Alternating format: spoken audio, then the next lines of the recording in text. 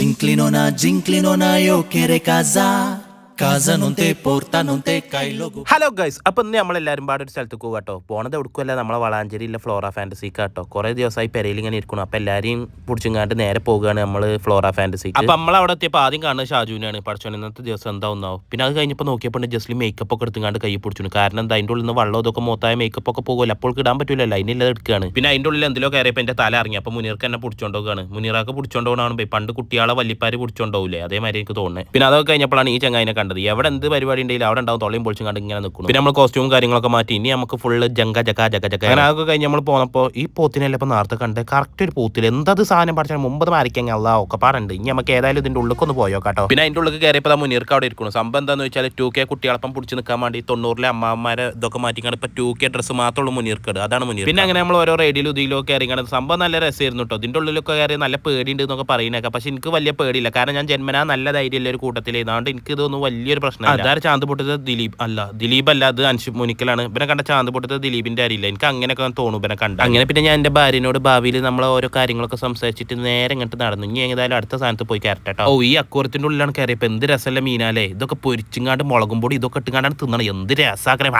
തൊപ്പം തന്നെ തൊള്ളിന്ന് വെള്ളം വന്നു. അങ്ങനെ പിന്നെ നമ്മളൊരു പോത്തിന്റെ മുളകൊക്കെ കയറി കുറച്ചു നേരം കഴിഞ്ഞപ്പോൾ പോത്ത് ഞാൻ കുത്തിങ്ങാണ്ട് മറിച്ചിട്ടുകൊള്ളു. അപ്പം ഇനി എന്തായാലും അടുത്ത വീഡിയോയിൽ കാണാട്ടോ. അപ്പോൾ ഓക്കെ ഗൈസ്, ടാറ്റ പറയുന്നതിന് മുമ്പ് ഈ പെണ്ണിനെ കണ്ട ജസ്ലിന്റെ മാരി ഉണ്ടോ ഉണ്ടെങ്കിൽ ഇവിടെ കമന്റ് അടിക്കട്ടോ. അപ്പോൾ എന്തായാലും ഓക്കെ ഗൈസ്, അടുത്ത വീഡിയോയിൽ കാണാം.